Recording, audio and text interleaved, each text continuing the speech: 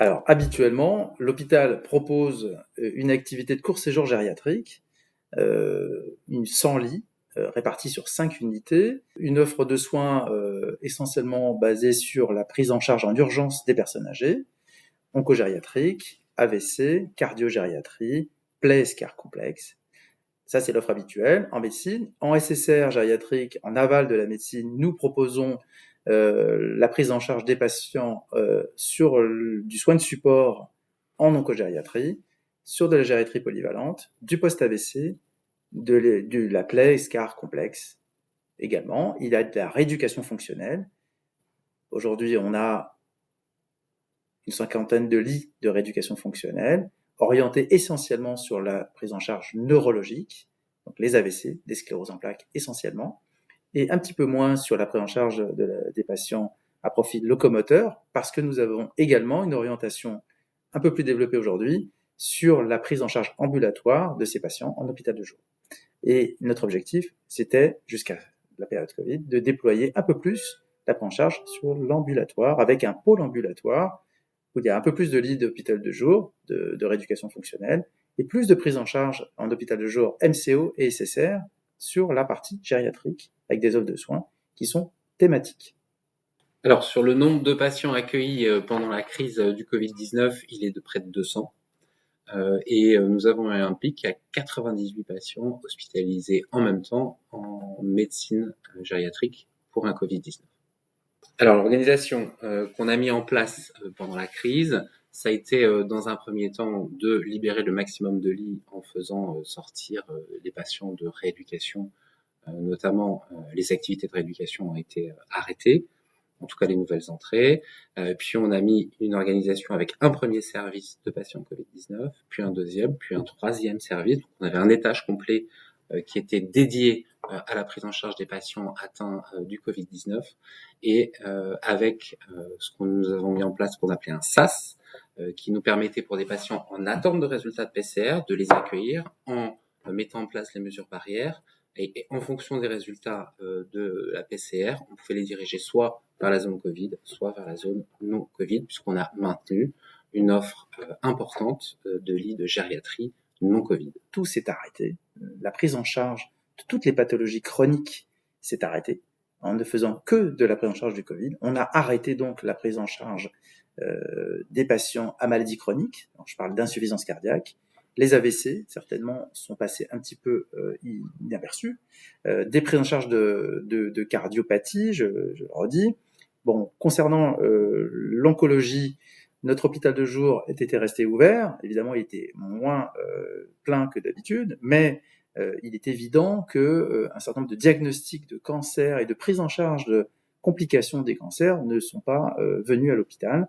Et on ne sait pas d'ailleurs comment se sont passés ou comment ça a été géré.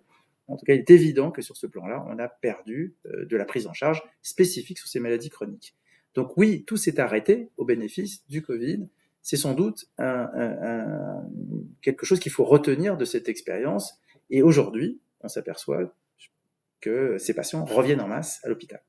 Alors, concernant l'activité de consultation et ambulatoire, évidemment, l'activité s'est totalement figée à l'avant-Covid. On n'a plus pu accueillir de patients concernant les consultations, c'était pas possible, et les patients ne souhaitaient pas venir. Mais par contre, on a déployé une offre qui était celle de la téléconsultation, et ça a été également un plus pour nous. On a appris beaucoup de choses. Mais par contre, un point négatif, c'est que les téléconsultations en EHPAD ont été arrêtées. Je pense que c'était parce que les EHPAD n'étaient pas en capacité d'assurer des téléconsultations par manque de personnel disponible.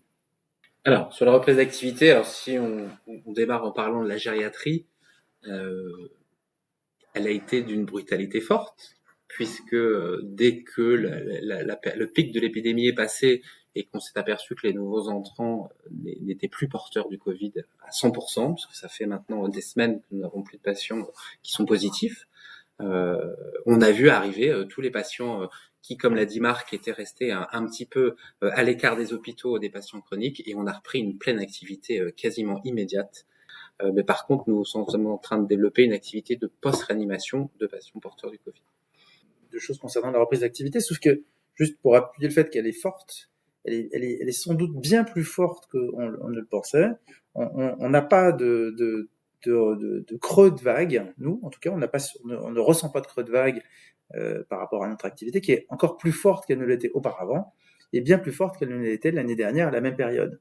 Je pense qu'on n'a jamais vu autant de situations chroniques décompensées, que ce soit des cancers, que ce soit des maladies chroniques habituelles chez la personne âgée, cardiopathie, fonction respiratoire, rénale, métabolique, même endocrinologique, tout a décompensé pendant cette période-là, sans parler des syndromes dépressifs, des altérations générales, des dénutritions, des pertes d'autonomie.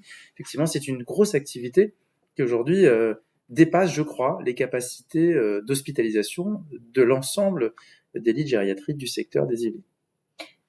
Un des premiers enseignements que je tirais de cette crise, c'est qu'il faut absolument qu'on garde notre élasticité et notre capacité d'adaptation, qui est un point fort de nos organisations à la Porte Verte. Mais il faut qu'on ait une réflexion en amont d'une éventuelle prochaine crise, que je ne souhaite pas, sur les missions de chacun dans cette période que je n'appellerais pas dégradée, parce que ce n'était pas le cas, mais dans cette période de tension forte.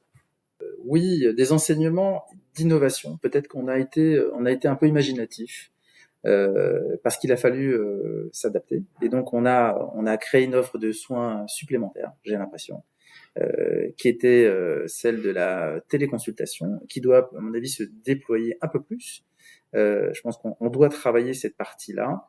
Il va falloir que ça nous serve pour la suite. Moi, je pense que c'est une voie importante concernant notre population âgée pour éviter des hospitalisations inutiles, sur une prise en charge qui sera un peu plus moderne, parce que je pense que là est la vraie question. Je pense qu'il faut avancer, il faut proposer quelque chose d'un peu nouveau aujourd'hui. On peut pas, comme tout le monde le dit, retourner au monde d'avant. Sur notre adaptation, elle a montré aussi l'impérieuse nécessité d'avoir du personnel en nombre, des médecins, des infirmières, des aides-soignantes, des ASH, parce qu'on s'est aperçu que la prise en charge de ces patients était extrêmement lourde et que nous n'aurions pas pu faire face si nous n'avions pas fermé les autres activités, d'où la nécessité de maintenir nos forces vives en place et en nombre à l'hôpital de la Porte Verte.